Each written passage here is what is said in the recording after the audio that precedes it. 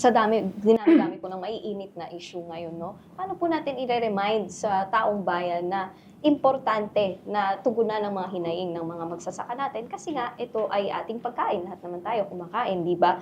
How do we highlight po your cause? You've been doing this for 40 years, sir.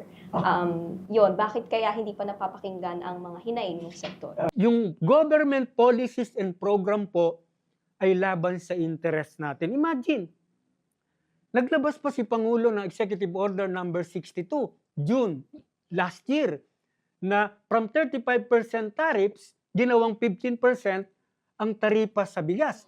So ang kumita po, mga traders, cartel. Ang magsasaka at consumer, ang bigas po ngayon, uulitin ko, at madalas kong sinasabi, senior na. 60 pesos. Walang 20, walang 25. At kahit po yung food security emergency na bababa, ay ano po ito? Pero kakayanin po yung 20? Kung sa present condition, kung may political will, si Pangulong Marcos pwede. Ano yan? First, siyempre po, ipamahagi ang lupa. Napaka-importante po niyan. Genuine land reform. Second, government production subsidy.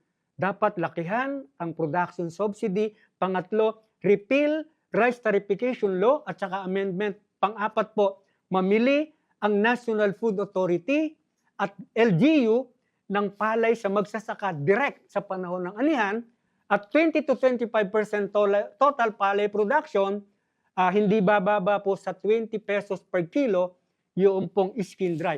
Pag meron po at na-repeal yung RTL, yung pong role and function ng NFA, pwedeng mamili ng palay, magbenta. Remember, 27 pesos per kilo ng bigas, ang regular milled rice at 32 pesos ng well milled rice noong wala pang RTL.